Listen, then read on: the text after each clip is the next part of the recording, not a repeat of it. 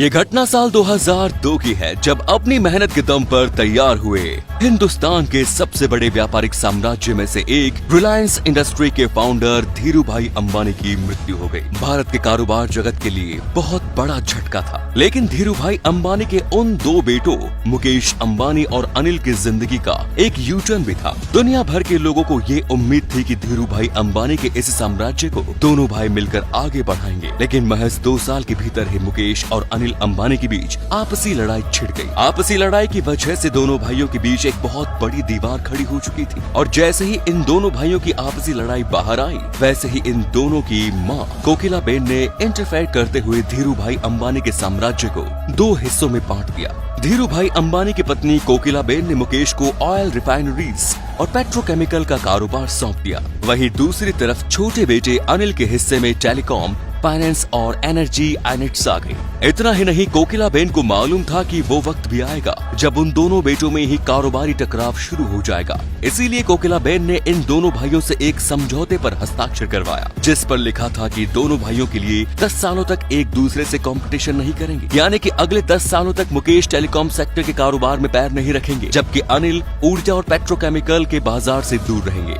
बंटवारे के कुछ सालों तक अनिल अंबानी के लिए स्थितियां अनुकूल थी, लेकिन कुछ वक्त बाद अनिल अंबानी के पतन की भी शुरुआत होने लगी। वहीं दूसरी ओर बड़ा भाई मुकेश अंबानी धीरे धीरे ही सही, लेकिन मुकेश सफलता की ओर बढ़ने लगे। दुनिया भर के तमाम विशेषज्ञ ये मानते रहे कि अनिल के पास एक गजब का जोश है, वो 21वीं सदी का सबसे बेहतरीन कारोबारी है और उसकी लीडरशिप में भारत से एक बहुराष्ट्रीय कंपनी उभरेगी। पूरी दुनिया मानो अनिल अंबानी के कदमों में थी, और दुनिया जीतने के लिए अनिल अंबानी को बस चंद छोटे कदम बढ़ाने थे। ज्यादातर लोगों को ऐसा ही लगता था कि अनिल अंबानी अपने आलोचकों को और बड़े भाई को गलत साबित करने जा रहे हैं, मगर अफसोस ऐसा नहीं हो सका। विशेषज्ञों का मानना था कि छोटा भाई अनिल अचानक से इतना अधिक संपत्ति का मालिक बनने की वजह से वो संभल नहीं पाया। वो अपने सोचने समझने की शक्ति लगभग खो चुका था।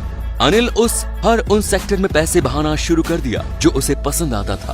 फिल्म इंडस्ट्री, एंटरटेनमेंट इंडस्ट्री, यहाँ तक कि अनिल अंबानी ने पॉलिटिकल वर्ल्ड में भी इंटरफेयर करना शुरू कर दिया। अनिल अंबानी ने उस सेक्टर में हाथ आजमा रहे थे जिसमें भारी भरकम पैसा लगाने की जरूरत पड़ती थी, और अनिल अंबानी बिना सोचे समझे ये नई नई चीजों में पैसा लगाते जा रहे थे।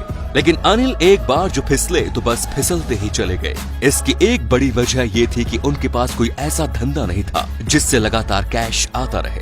अनिल के हाथ टेलीकॉम सेक्टर आया, जिसमें भरपूर विस्तार की संभावना थी, लेकिन मुनाफा कमाने के लिए पहले भारी भरकम पैसा लगाने की जरूरत थी। रिलायंस पावर भी कोई बहुत बड़ी कंपनी नहीं थी, और उसे चलाने के लिए बहुत अधिक पैसे लगाने की जरूरत थी। उन्होंने एंटरटेनमेंट की दुनिया में हाथ आजमाते हुए Hollywood film maker Steven Spielberg की कंपनी ड्रीमवर्क्स को 83.5 करोड़ डॉलर में खरीद लिया। यानी कि कुछ ही सालों में दोनों भाई एक दूसरे को टक्कर देने के लिए मार्केट में उतर सकते थे। छोटे भाई अनिल अंबानी ने ऐसा कुछ भी प्लान नहीं किया, लेकिन बड़ा भाई मुकेश अपने पसंदीदा सेक्टर टेलीकॉम में उतरने की पूरी तैयारी कर चुका था। मुकेश अंबानी ने इस मौके को भुलाते हुए तुरंत मोबाइल मार्केट में उतरने का फैसला किया, और इसकी तैयारी में अगले 7 साल में उन्होंने 250 लाख करोड़ रुपए लगा दिए और नई कंपनी रिलायंस जियो इन्फोकॉम के लिए हाई स्पीड 4G नेटवर्क पूरी तरह से तैयार किया।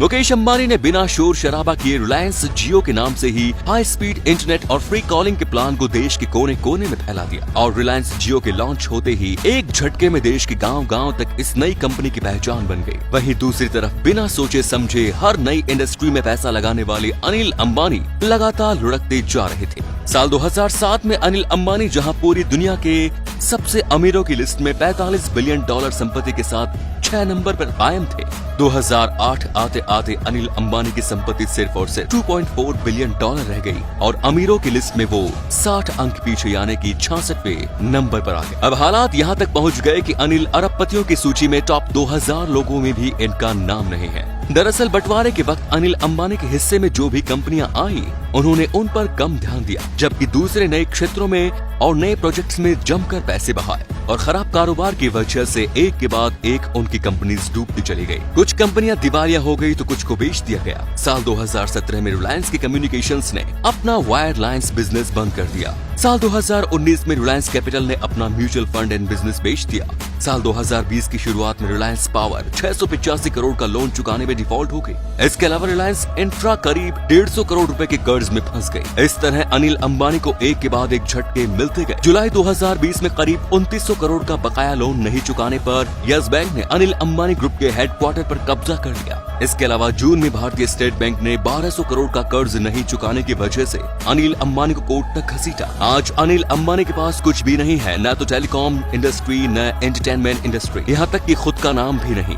दुनिया ने अनिल अंबानी को भूलना शुरू कर दिया है। आज जो हालात है उनके लिए एक हद तक अनिल खुद जिम्मेदार है। वे लड़े भिड़े, अलग हुए और बिखरते चले गए। दोस्तों, आपको ये वीडियो कैसी लगी और अंबानी फैमिली और अंबानी बिजनेस को लेकर आप क्या सोचते हैं, कमेंट्स में जरूर बताएं।